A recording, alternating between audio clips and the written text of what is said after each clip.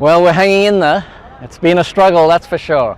But it was, we had to win today, and we've won quite comprehensively in the end after a great bowling display. The ball swings down here. It wasn't easy batting for either side, and it's great to get those points. And now we've got to wait for results tomorrow. Well, it was fairly tricky batting conditions all the way through, so we had to win the game first before we could think of net run rate. Net run rate, I hear, is not going to be hugely important for our qualification in this instance. I think we need 2 results to go our ways.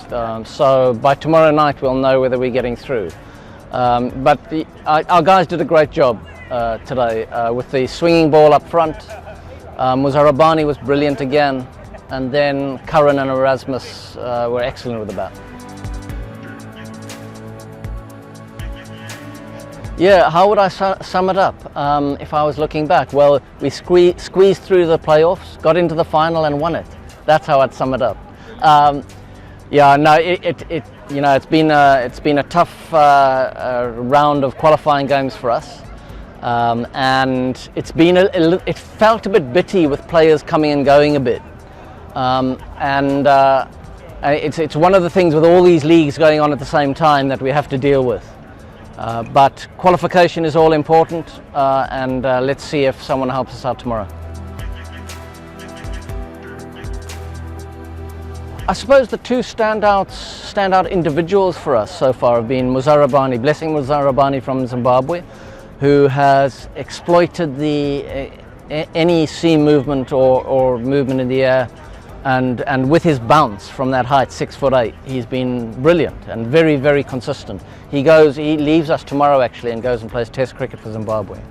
And then the little short youngster who's on the other end of the height scale, Ayaan Khan from the UAE, he's bowled brilliantly. I think he's got 10 wickets. He's got the lowest economy possibly this season. Certainly over the 3 seasons he's got the lowest economy for any bowler, international or UAE, and 10 wickets already in the season, 10 or 12 actually. So he's been brilliant for us. Those are the 2 standouts for me.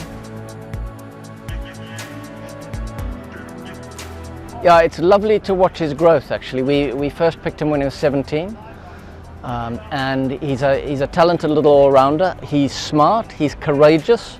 When we first picked him at 17, he had this belief that he didn't need to do any gym work, any power work, and we've persuaded him around, and now he's one of the better trainers, and his game's come on.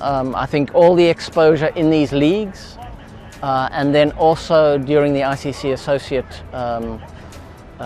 leagues that they play through the year has been brilliant for him. He's really growing, and he's only 19. So hit a 6 here about a week ago to help win the game, and he's a great young guy. Well, the tournament is brilliant for UAE cricket, no doubt. We've seen so many youngsters watching us. The crowds have got better, and that is going to be so good for UAE cricket. The exposure for the players and the learning experiences they're getting is outstanding. Definitely the interest in the game in this region is growing, and I hear, on certain viewing figures and social media following, that the league is doing really well, and people love coming here. So I'm looking forward to coming back, even though you were implying I was going to get sacked. Terrible thing for you to say, Ahmad. But really enjoy the month out here in the UAE.